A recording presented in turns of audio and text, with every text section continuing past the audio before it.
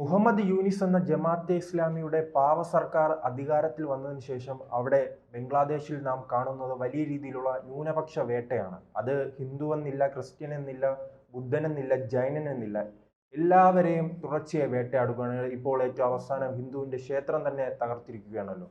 തീർച്ചയായിട്ടും ബംഗ്ലാദേശിൻ്റെ ഹിന്ദു വേട്ടയുടെ അവിടുത്തെ ന്യൂനപക്ഷ വേട്ടയിലെ ആ കിരീടത്തിൽ ഒരു പൊൻതൂവൽ കൂടി അവർ തുന്നിപ്പിടിപ്പിച്ചിരിക്കുകയാണ്.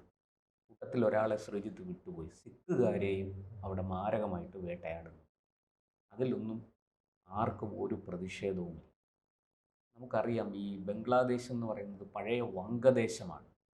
ഈ വംഗദേശത്ത് ദുർഗ ആരാധനയ്ക്ക്, ദുർഗാ പൂജയ്ക്ക് വലിയ പ്രാധാന്യമാണ്. നമുക്കറിയാം, നമ്മളിവിടെ ഈ നവരാത്രിയും ദസറയും ഒക്കെ ആയിട്ട് ദക്ഷിണ ഭാരതത്തിൽ ആഘോഷിക്കുന്ന നവരാത്രി കാലം അവിടെ ദുർഗാപൂജയുടെ കാലമാണ്.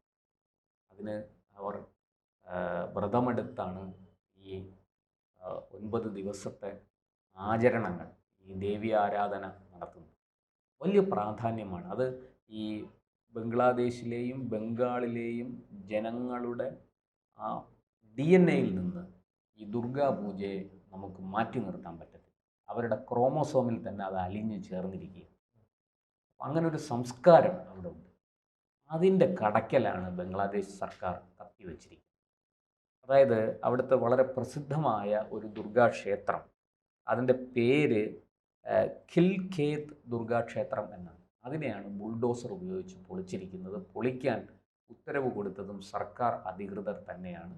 അവിടുത്തെ ഹിന്ദുക്കൾ, ന്യൂനപക്ഷങ്ങൾ ശക്തമായ പ്രതിഷേധവുമായിട്ട് രംഗത്തിറങ്ങിയെങ്കിലും സൈന്യത്തെ ഉപയോഗിച്ചാണ് ആ പ്രക്ഷോഭത്തെ അടിച്ചമർത്തിയതും അവരെ അറസ്റ്റ് ചെയ്ത് നീക്കിയതും.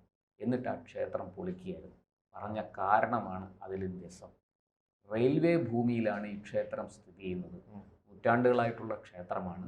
അത് റെയിൽവേ ഭൂമിയിൽ സ്ഥിതി ചെയ്യുന്നു എന്ന് പറഞ്ഞിട്ടാണ് ഈ റെയിൽവേ ഉദ്യോഗസ്ഥരെ കൊണ്ട് അനധികൃതമായി ഭൂമി കയ്യേറി, റെയിൽവേ ഭൂമി കയ്യേറി എന്ന കുറ്റം ആരോപിച്ച്. കുറച്ചു നാൾ മുൻപ് നാം കണ്ടത് ഇത്തരം പ്രവർത്തികൾ ചെയ്തിരുന്ന ജമാഅത്തെ ഇസ്ലാമിയാണ്. ഇപ്പോൾ ജമാഅത്തെ ഇസ്ലാമിക്ക് പകരം സർക്കാർ തന്നെ നേരിട്ട് ഇറങ്ങുകയാണല്ലേ. കാരണം ജമാഅത്ത് ഇസ്ലാമിയും സർക്കാരും അവിടെ രണ്ടല്ലല്ലോ, അവിടെ ഒന്നല്ലേ. ജമാഅത്ത് ഇസ്ലാമി കർട്ടന് പുറകിലിരിക്കുന്നു, മുഹമ്മദ് യൂനിസ് കർട്ടന് മുന്നിലിരിക്കുന്നു. ജമാഅത്ത് ഇസ്ലാമി ചാടിക്കളിക്കടാ കുഞ്ഞിരാമ എന്ന് പറഞ്ഞാൽ യൂനിസ് ചാടിക്കളിക്കും, മിണ്ടാതിരിയടാ കുഞ്ഞിരാമ എന്ന് പറഞ്ഞാൽ യൂനിസ് മിണ്ടാതിരിക്കും. ഇതാണ് ബംഗ്ലാദേശിൽ നടന്നു വരുന്നത്. ഈ പറയുന്നത് പോലെ അവിടെ സൈനിക അട്ടിമറിയൊക്കെ നടന്നു. ഒരു വിദ്യാർത്ഥി പ്രക്ഷോഭം, സംവരണ വിരുദ്ധ പ്രക്ഷോഭം അവിടെ നടന്നു. അതിൻ്റെ ഭാഗമായിട്ട് വലിയ അരാജകത്വം അവിടെ ഉണ്ടായി. സൈന്യം ഇടപെട്ടു. അവിടുത്തെ പ്രധാനമന്ത്രിയായിരുന്ന ഷെയ്ഖ് ഹസീനയെ ജയിലിലടയ്ക്കും എന്നൊരു ഘട്ടം വന്നപ്പോൾ അവർ അധികാരമെല്ലാം അവിടെ ഇട്ടെറിഞ്ഞ് കിട്ടിയ വിമാനത്തിൽ കയറി ഇന്ത്യയിലേക്ക് രക്ഷപ്പെട്ടു. അങ്ങനെ ആ അധികാരം പിടിച്ചെടുത്ത സൈന്യം ഇടക്കാല സർക്കാർ എന്നുള്ള നിലയ്ക്ക് നൊബേൽ സമ്മാന ജേതാവായ ഈ, എനിക്ക് പറഞ്ഞാൽ വട്ടിപ്പലിശക്കാരൻ, അതാണ് മുഹമ്മദ് യൂനിസിനെ കുറിച്ച് പറയേണ്ടത്. ആ മുഹമ്മദ് യൂനിസിനെ അവിടെ അധികാരത്തിൽ പ്രതിഷ്ഠിച്ചു. എത്രയും വേഗം തെരഞ്ഞെടുപ്പ് നടത്തി. 2025 ഡിസംബറിന് മുമ്പ് തെരഞ്ഞെടുപ്പ് നടത്തി ഒരു ജനാധിപത്യ സർക്കാരിനെ അവിടെ അധികാരത്തിൽ കൊണ്ടുവരണം എന്നാണ് സൈന്യം അദ്ദേഹത്തിനോട് ആവശ്യപ്പെട്ടത്. അത് നടക്കുമോ ഇല്ലയോ എന്ന് കണ്ടു തന്നെ അറിയണം. എന്തായാലും പറഞ്ഞതുപോലെ അധികാരത്തിൽ വന്ന മുഹമ്മദ് യൂനിസ് ആദ്യം ചെയ്തത് ഷെയ്ഖ് ഹസീനയുടെ പാർട്ടിയായ അവാമി ലീഗിനെ നിരോധിക്കുകയായിരുന്നു. ഏതാണ്ട് പാർലമെൻറ്റിൻ്റെ 70% ആൾക്കാർ വിജയിച്ചു വന്ന ഒരു പാർട്ടിയാണ്, ജനപ്രതിനിധികൾ ഉള്ള ഒരു പാർട്ടിയാണ്. അവരെ നിഷ്കരുണം ഒരു ചർച്ചയുമില്ലാതെ, ഒരു മുന്നറിയിപ്പുമില്ലാതെ ആ പാർട്ടിയെ തന്നെ നിരോധിച്ചു. അതൊക്കെ അവിടെ നിൽക്കട്ടെ. ഈ ദുർഗാക്ഷേത്രം ഞാൻ പറഞ്ഞല്ലോ, വളരെ പഴക്കമുള്ളൊരു ക്ഷേത്രമാണ്. അത് അനധികൃതമായിട്ട് നിർമ്മിച്ചു എന്ന് ചൂണ്ടിക്കാട്ടി റെയിൽവേ അധികൃതരെ കൊണ്ട് റെയിൽവേ ഡെപ്യൂട്ടി കമ്മീഷണറും, ധാക്ക ഡിവിഷൻ്റെ ഡെപ്യൂട്ടി കമ്മീഷണറും, അതുപോലെ ഡിവിഷണൽ എസ്റ്റേറ്റ് ഓഫീസറും ചേർന്നാണ് ഇത് പൊളിക്കാനുള്ള ഉത്തരവ് പുറപ്പെടുവിച്ചത്. ആ ഉത്തരവിനെതിരെ ജനങ്ങൾ വലിയ പ്രക്ഷോഭവുമായിട്ട് രംഗത്ത് വന്നു. അവർക്ക് നിയമ നടപടികൾ സ്വീകരിച്ച് അത് തടയാൻ സാധിച്ചില്ല. അതിനു മുമ്പ് തന്നെ അവരെ അറസ്റ്റ് ചെയ്ത് അവിടുന്ന് മാരകമായിട്ട് മർദ്ദിച്ച് സൈന്യത്തെ ഉപയോഗിച്ച് അടിച്ചമർത്തി അവിടുന്ന് അറസ്റ്റ് ചെയ്ത് മാറ്റി. എന്നിട്ട് ഈ ബുൾഡോസർ ഉപയോഗിച്ച് ക്ഷേത്രം പൊളിക്കുകയായിരുന്നു. ഇത് ഈ ക്ഷേത്രം പൊളിച്ചതിനെതിരെ ബംഗ്ലാദേശിലെ ഒരു ഹിന്ദു സംഘടനയുണ്ട്, ബംഗ്ലാദേശ് സമ്മിളിത് സനാതനി ജാഗ്രൺ ജ്യോത്. ഈ സംഘടന ശക്തമായ പ്രതിഷേധവുമായിട്ട് രംഗത്ത് വന്നിട്ടുണ്ട്. അവർ ഷാബാഗിൽ പ്രതിഷേധിച്ചു. ഇത് ഈ പിന്നെ നമ്മുടെ ഈ ക്ഷേത്രം സ്ഥിതി ചെയ്യുന്നത് ധാക്കയിലാണ്. ധാക്കയിലെ ഗിൽഗേത്ത് ദുർഗാ ഈ ക്ഷേത്രം സംവരണ പ്രക്ഷോഭത്തിന് ശേഷം വലിയ രീതിയിൽ ഇത്തരം സന്യാസിമാരെ അറസ്റ്റ് ചെയ്യുന്നു, അതോടൊപ്പം തന്നെ ക്ഷേത്രങ്ങൾ തകർക്കുന്നു. പിന്നീട് ഇന്ത്യയുടെ ഭാഗത്തു നിന്ന് വലിയ വിമർശനവും ഇന്ത്യയുടെ ചില നയതന്ത്ര പ്രതിനിധികൾ നേരിട്ടെത്തി തന്നെ അതിനെതിരെ ഇടപെടുകയൊക്കെ പ്രതികരിക്കുന്ന ചെയ്തു. സാഹചര്യം ഉണ്ടായിട്ടുണ്ട്. ഇതിലും എന്തായാലും ഇന്ത്യ ഇടപെടുമോ? ഇന്ത്യ ഇടപെട്ടിട്ടുണ്ട്. നമ്മുടെ ഈ വിദേശകാര്യ വക്താവ് ഈ വിഷയത്തിൽ ഇടപെട്ടിട്ടുണ്ട്. അദ്ദേഹം വളരെ ശക്തമായിട്ട് പ്രതിഷേധം അറിയിച്ചു. ഇത് വലിയ ആശങ്ക രേഖപ്പെടുത്തിയിട്ടുണ്ട്. നമ്മുടെ വിദേശകാര്യ മന്ത്രാലയ വക്താവ് രൺധീർ ജയ്സ്വാളാണ് ഈ നടപടിയെ വിമർശിച്ച് രംഗത്ത് വന്നത്. ബംഗ്ലാദേശിലെ ന്യൂനപക്ഷങ്ങളുടെ, വിശിഷ്യ ഹിന്ദുക്കളുടെ ജീവനും സ്വത്തും നശിപ്പിക്കുന്ന നിലപാടാണ് സർക്കാരിന് തന്നെ ഉള്ളത് എന്നാണ് അദ്ദേഹം കുറ്റപ്പെടുത്തിയത്.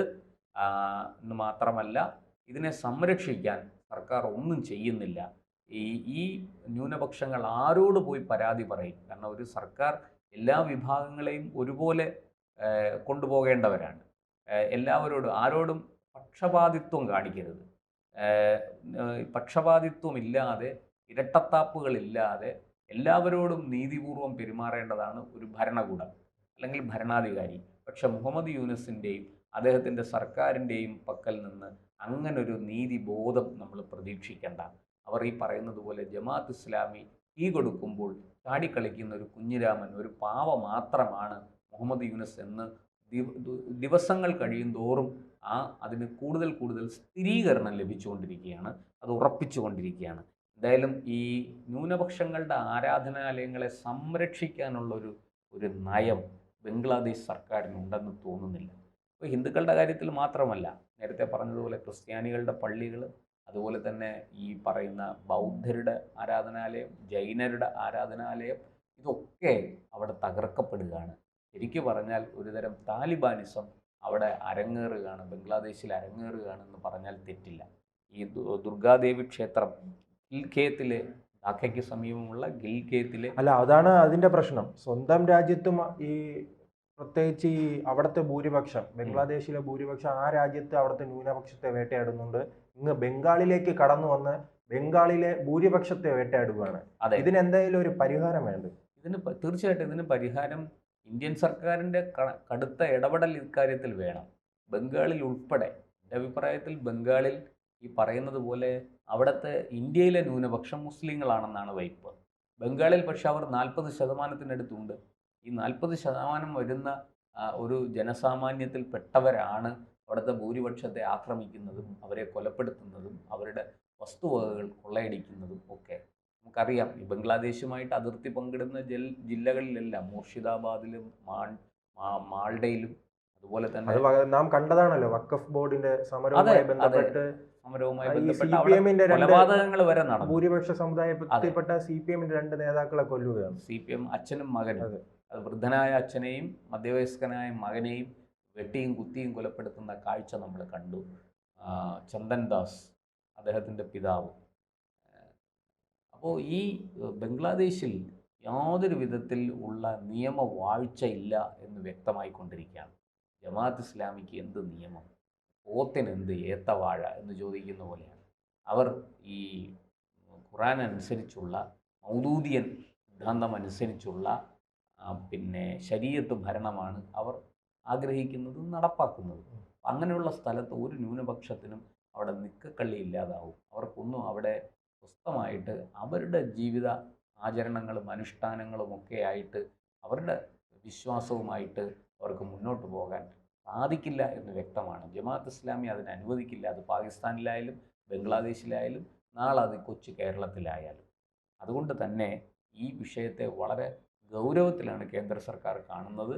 നമ്മുടെ വിദേശകാര്യ വക്താവ് പറഞ്ഞു, ഇത് ഒട്ടും ശരിയല്ല. ഒരു ഗവൺമെൻറ് ഇങ്ങനെ പക്ഷപാതപരമായിട്ട് പെരുമാറരുത്, എല്ലാവരോടും ഒരേ നയം സ്വീകരിക്കണം. അതുകൊണ്ട് ന്യൂനപക്ഷങ്ങളുടെ ആരാധനാലയങ്ങളടക്കം അവരുടെ ജീവനും സ്വത്തിനും സംരക്ഷണം നൽകേണ്ടവരാണ് സർക്കാർ.